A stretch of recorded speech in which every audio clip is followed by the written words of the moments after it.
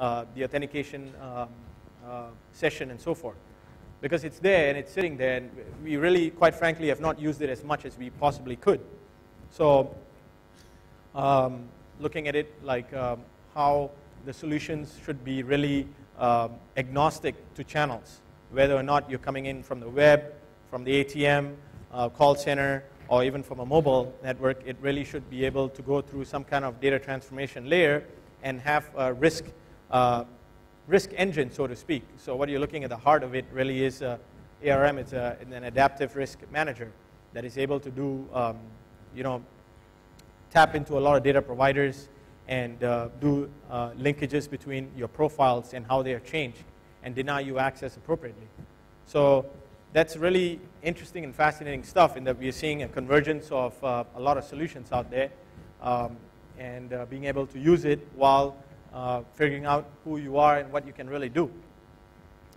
So really what this is talking about an aspect where we would like to work with partners and partner alliance, because we realize that there's no one silver bullet to the security landscape, and there are a lot of solutions out there that do a lot of different things. For example, you might have adaptive fraud authentication, but you might want to be able to say that, look, you still need to prevent man-in-the-middle or man-in-the-browser type attacks.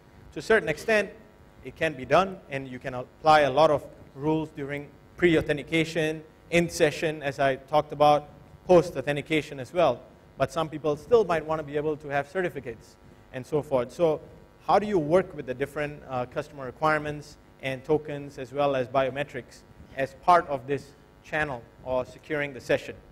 And we see that there's a lot of good, interesting integrations going on in that space. So looking at so far access, we've talked about a little bit about provisioning. Now we want to look at a little bit about entitlements. In a specific application, we understand that in the real world there is distributed policy enforcement points. And ideally you would like to have dedicated enforcement points, dedicated administration and decision points as well.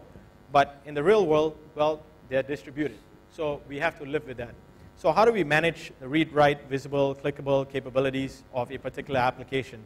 And how do we assign particular users to these grants, or grant users to these particular privileges? So this is, there is a requirement, and a lot of applications were not designed to be able to handle security in such ways. But what happened is that these applications are being used for a lot of important transactions. So within the application, there's a need to be able to do entitlement management. And so this is what we call fine-grained authorization. And so with this, you will be able to do decisioneering to the level of if a particular person has a grant of a read, he will be able to manage, he will have specific constraints according to time, people, location as well, and his specific action as well. So we are moving ahead of what was just traditionally web single sign-on, now really fine-grained as well. So now I talked a little bit about that with identifiers. Lastly, or actually, yeah, not lastly, but federation is always an interesting concept, and it's taken up quite big in the Western world and so forth, and I think it's picking up as well in Asia as well. A lot of the challenges here were in terms of accountability and so forth, and who the relying party is and whatnot. But we see that there is a lot of there is a need to be able to have this sharing of identity information if people don't want to embark on completely from scratch on a new identity and access management landscape. So there's a lot of protocols in SAML 2.0, and a lot has been achieved. In fact, if you go online and look at Liberty Alliance, a lot of vendors working together with a lot of specialists as well. So there's a lot of, there's a great deal of business use in this. It's just a question of better accountability and better identifying who's the trust relying party is and so forth, service providers and identity providers. So then we finally reach what we call Identity Management 2.0. Essentially, you are able to create and store, virtualize your identities, provision identities and roles, manage your entitlements as well as federate them. So with that, we enter a space where you are able to externalize and centralize your security alike. And you have, whether you are going through user self-service, whether it's architects using a system, whether it's auditors or even resources. You might have a whole suite of SOA applications or web service based, but you might want to tap into a lot of services such as strong authentication, fine-grained, segregation of duty policies, and so forth. So how do you tap into that? How do you use the identity management 2.0? Is it just another buzzword? Is it a marketing word? How do you use it? What would it make sense for your organization? Well, there is what you call an identity services framework, where you have abilities to tap into particular open standards like the WS services, SPML, and so forth, and even the legacy applications like mainframes and so forth, where there's a need to want to manage it via the web and so forth, and using federated tokens. And how do you tap into these services and consume them? So there's a lot of infrastructure that you can tap into quite easily. So here is just a little bit deeper in terms of some of the services that are offered by Oracle in platform security services, how you can design, when you're designing an application, doing administration, audit different functions, how you'll be able to have these applications look at what is declarative API, for example, that you might want to tap into. So you will be able to actually use the policy management tool of the SOA and so forth. So what OWSM really is managing web services and security. Entitlements we have discussed earlier. And also tapping into the virtualized identity stores. So really by delivering Identity Management 2.0 is through leveraging a lot of these platform security services. And you'll be able to tap into this abstraction of APIs that you might be able to use so you can separate your security logic from your business applications, so to speak. And so that your runtime is easier to manage. We'll talk a little bit about the benefits. It will obviously accelerate your application development and simplify your application maintenance. If you have one developer and another working, there will be a lot more easier to understand what security is and how to increase the level of authentication or manage it or add a new user, tap into a new repository. Gone will be the days where you need to write new code or new Perl scripts to LDAP, for example, and you have different ways of managing security. So you will have an optimized way and so forth. So here's one use case, an example where you want to secure a Java application using CSS. You might want to have an end user, and you have all these requirements, single sign-on, authorization, and so forth. So how do you protect the servlets and communication between the servlets and EJBs and so forth using roles? So you will be able to tap into, for example, over here, the WebLogic service interface. Here you will have the SSPI, but on top of that, you'll have OPSS, for example. Another example, looking just a little bit into the future, where you have ADF, Application Development Framework, as well as Web Center applications using some of the tools. And you will have an application, JSPs, going through particular filters and having to access privileges on that particular page. And you'll be able to tap into a policy store and identify whether that person is entitled to a particular section of the page, or shall he not be able to click a particular link. So that's the power that you'll get in being able to tag onto or tap into a lot of these frameworks like Jazz and so forth, JNDI and whatnot. So really what you have seen is basically a use case where you wanted to identity enable an application.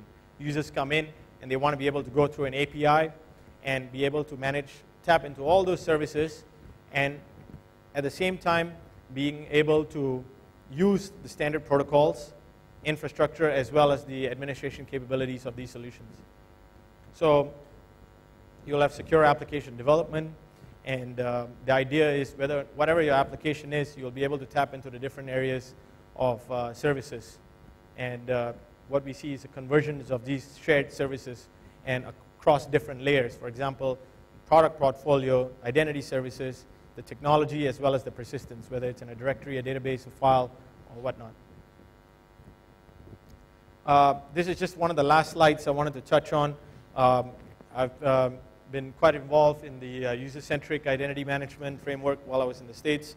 There is a great deal out there in terms of card space, OpenID, a lot of popularity, so forth, as well as the Higgins platform and OWASP, you probably know, open authentication and so forth. So there's a lot of the alignment between Oracle's technologies. We see that we have to be able to tap into those and be able to provide a holistic approach to security so that you present the options to end users. There's enterprise-centric, there's user-centric, there's a whole lot of different centric management systems. So a lot of them will gain popularity, begin to gain more popularity. And as we see more and more of them in the enterprise world, we need to be able to have systems that are ready and be able to capture these APIs in the runtime easily, or use the APIs. So a lot of the ongoing efforts we see in line with Burton Group, even Open Liberty in the identity governance framework, and so forth, critical in measuring and coming up with the appropriate standards of the future of identity and access management is by no means over. There's a lot that needs to be done, and I think it needs a community effort, and a lot of the efforts from the hacker community, the hacker community, okay, yeah, and more communities that actually challenge the status quo on what identity and access management really is. So with that, I want to leave you with 3 key evolutions that have started. And one is just to be aware that relationships exist in real life. And there's a need to be able to understand and digitally manage these relationships in complex IT environments. RBAC, which was known as role-based access control, has a new meaning in life in terms of risk-based access control, using a risk-aware approach to manage roles as part of an overall risk profile to prevent, stop fraud, or minimize fraud, and a whole lot of next-generation access management capabilities as well. Finally, service-oriented security, where we see a convergence and alignment between SOA, security, and identity. Thank you.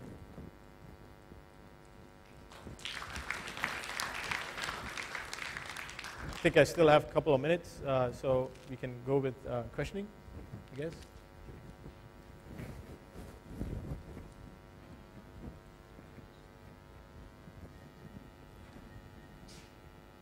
It's a hacker community. I assume there'll be much more questions than typical presentation. Hi. Yeah. Yeah, I got a question here. Yeah. I'm thinking, wouldn't this be a whole lot of things to manage? I pity the person who has to do this. Right. I share your point, your concern there. I would ask a question on in an industry or in a typical enterprise, there's a lot of things to manage anyways. What we are going towards is a standards-based approach, and being able to come up with a common set of criteria, a common set of API that you will be able to manage your identity that is constantly growing in a landscape. I realize that what we are discussing is different sets of problems in an industry, but usually not every industry has all these problems. What we are covering is essentially a spectrum of what we have seen in whole sets, different sets of users, industry sets, and whatnot in one presentation. So typically when you talk about like a specific set of banks might just have strong authentication concerns. So, you look at in terms of more entitlements, and you look in terms of strong authentication, a risk-aware approach. But the key thing is that going forward into the future, you want to be able to have a common set of API, common set of standards that which you don't have to waste a lot of time developing security entangled into your business logic and so forth. So you want to have a clean separation between that and everything underneath that, in fact, even the infrastructure and so forth. So there is no one solution to all, but if everyone achieves and supports the open community supports that, then you get more of this uptake of this, and it just becomes much easier going forward. Hope that sort of answers your question.